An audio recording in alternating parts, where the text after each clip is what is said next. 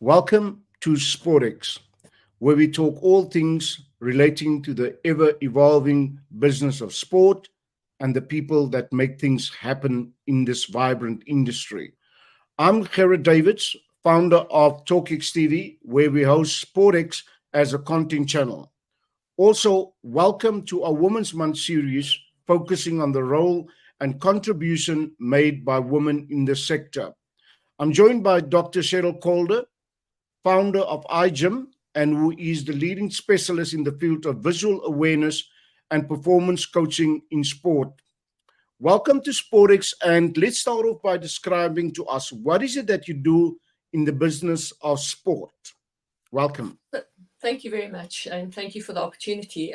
What I do is unique, and it was developed by myself as a result of a combination of ideas and events, etc. But inherent, I work on visual motor decision making, and if you put it in really simple terms, it's how you take information in. Nothing to do with sight. You can have good eyesight or bad eyesight. I can improve that ability to take information in.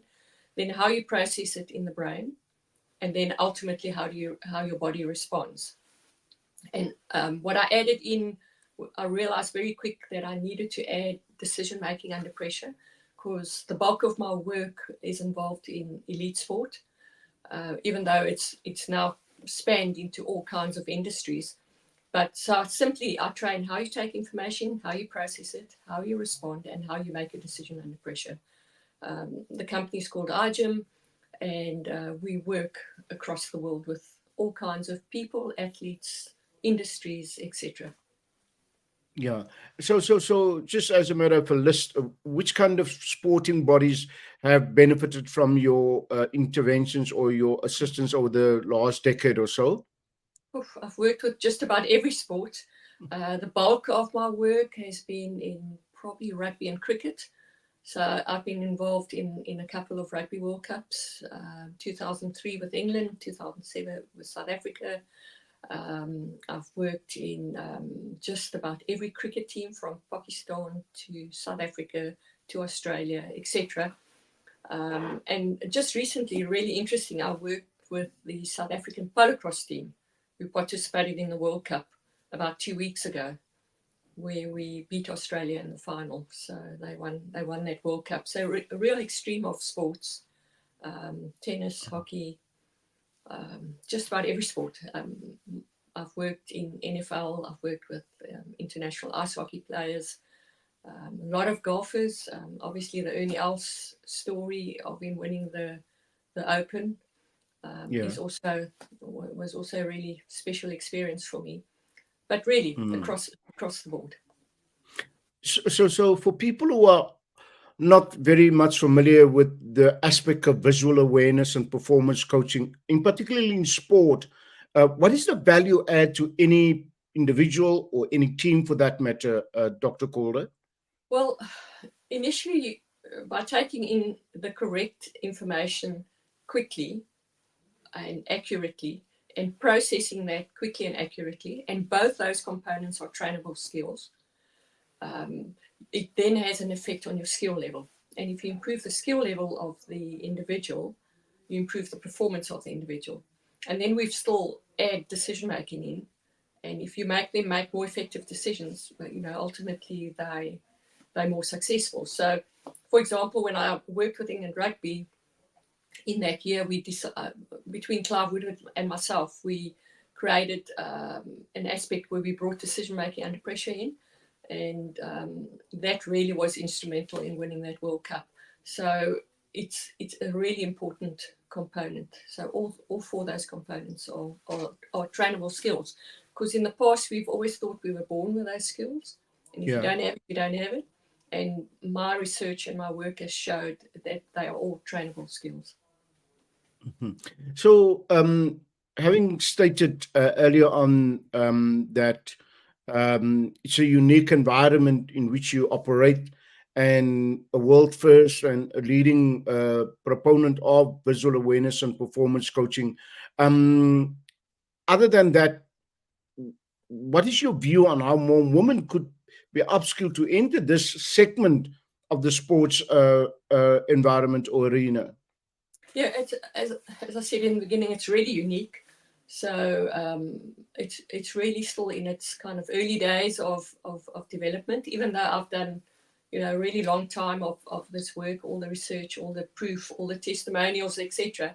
Um, yeah, it's there for people to enter. You've just got to be brave enough to say, I'm gonna start doing something which is unique and has proven that it has an impact on performance.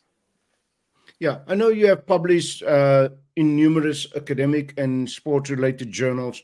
Uh, for example, if a young woman would be interested in this particular discipline, where would I find, not that I'm a woman, where would one find research and information that's freely accessible to say, let me read more about what Dr. Calder is doing and perhaps one day I could follow in her path? Yeah, it's obviously a lot out there that you can find. I'm always also happy to help anyone who is interested. It's not an easy science. It's unique, so you need to do a lot of background work to be able to understand it. But yeah, it's really new, and hopefully in 20 years' time, it's going to be what everyone else is doing. Yeah, and also as a side piece of advice, uh, uh, if I am I correct by saying that what you're doing in EyeGym is not what you really studied for, but your qualifications then prepared you for what you're doing today. Meaning to say that there's probably an intermediary path to follow before one can get to this, or can one come from a different um, sort of Yeah. segment of education? Yeah, no, I'm sure you can come from probably a sports science base. However, we do a lot of work with kids, improving their learning skills. So yes, you could come from education, and I mean we even work with truck drivers to improve their driving skills. But that comes out of working with Formula One and Dakar. So as I Yeah, say, it really has an application into. It's really multidisciplinary. Um, yeah, if you do sports science, you could probably go in a direction. Let me maybe quickly tell you where it came from. So I yeah, was challenged as a kid by, why do you do it like that? How do you do that? And I played these little games with myself, and not realizing that I was actually developing these visual motor decision making skills. yeah. And I played international hockey, and wherever I played against, people always said, how did you see that? How did you do that? And I kind of just presumed they all saw what I saw. Yeah, And got to a point where I realized, no, they don't. And that's when I approached Tim Noakes and I said, Tim, I have something here which I know is going to impact people's performance. And could you help me? And he said, I will help you to research. You teach me what you know. And that's yeah, how I completed my PhD and showed that if you train your eyes and your brain and your body in a certain way, you can impact performance. And then the yeah. rest of the results have been, testimony to that it does work. Yeah. So looking back at your personal career path to date, what advice would you give someone entering this, not in particularly your arena or ecosystem, but just this business of sport in general? What piece of advice would you give a young woman? Yeah, early days, I really got my head around it very quickly because I needed to. So as early as 2001, I was working for the All Blacks. I mean, young sports scientists, women sports scientists, going off to New Zealand and working within that environment was pretty daunting for me. But I quickly realized that I'm an expert. I'm good at what I do. I'm an expert at what I do. And if I'm a guy or a girl or whatever I am, it doesn't matter. Are you good enough? Do you equip yourself well enough to do what you do? And if you do that, it doesn't matter what environment you work in. Hmm. Yeah. So I think And women and have and a big role to play. no, great. And we only celebrate Women's Month because of the disposition of the past where they were uh, told to stay in the kitchen. And, Yes. over this last 5 decades or so, we know there was a breakout, and then women can now stand above, not even next to men for that matter, in whatever they do. And the only reason why we talk about the glass ceiling is because it was imposed, and it's an Yes. artificial imposition. And Yes. the advice that we can give to young women is um, to look beyond that limitations in terms of what they aspire to do. So, did you have mentors, and how do you view their importance, and especially empty once again as an answer to young women? Yes, well, I had a very, as a young student at Stellenbosch, I had a very old mentor. I'm not sure a lot of people still know him. It was Doc Craven, and Yeah, he was extremely wise. He'd gone across the board, and he really was a really wise old guy. And I used to bounce a lot of stuff off him, and he was great in giving me grounding in what I do and telling me to go out there and do what I do and not be scared, etc. So he was amazing, and probably Clive Woodward has a role to play as a mentor because he absolutely believed in what I did. He gave me the confidence and the freedom to do whatever I needed to do with the players, and that built a fantastic base for me. So I would definitely mention him. And then I have, I grew up in Bloemfontein, and I know Mr. Johan Forsted, who was the ex-headmaster of Grey College.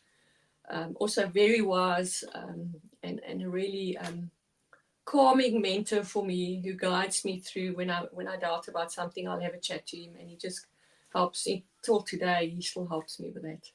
So a very different kind of mentors, and of course my family have been mentors for me, giving me the grounding and stability to do what I do. yeah, great. So, within your unique sports science environment or ecosystem, what are the biggest trends that you see emerging in our industry? Considering I looked at the Allo Olympics 2028, where five more sports are going to be added, Yes. and I say more opportunity for people to participate. And looking at what the Minister of Sport was saying last night, is that they plan to take 300 people to the LA 28 Olympics, but that's a different matter for a different discussion. What are the trends then that you see emerging in your environment? Specifically in my science, are you asking? In the Yes, science yes. I do. Well, pretty much I'm the forerunner and leader in what I do. Um, there are not many people who do exactly what I do. There are a few offshoots in that area, Yeah. but I've always believed sky's the limit. So it's an amazing science with amazing results. The only thing that you have to train it, so it's not something you can just do for a while and think it gets better. It's like any training regime. It's something you have to do regularly. But if you do that, the results are amazing, and the Mm. opportunities as well. Yeah, and how does tech plays a role in terms of AI and blockchain technology, virtual reality and augmented reality and the like? Well, mine is pretty much a software program, which we try and update on a regular basis. Weekly, we work on that.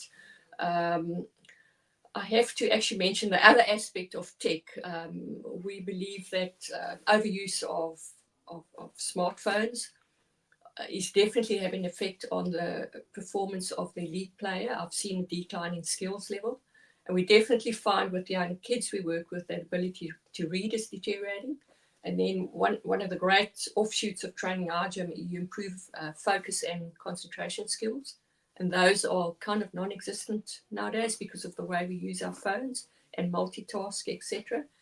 So tech has a big role to play. There are lots of positives, but there are also a lot of negatives, which I think athletes and parents and coaches and people need to be aware of. Mm. So, lastly, what is the mantra Dr. Calder lives by? I'm in the business of changing people's lives, and I Great. know that regularly in all aspects of my work and my coaching. Yeah, great. Sort of, we come to the end of the conversation, Dr. Calder. That was Dr. Sherylle Calder, founder of EyeGym. Thank you for your time and insights, which is very much appreciated. That is where we would leave it for now. And thank you for watching What I Do in Sport on the Sportic channel, which is hosted on Talk X TV. Until next time, thank you.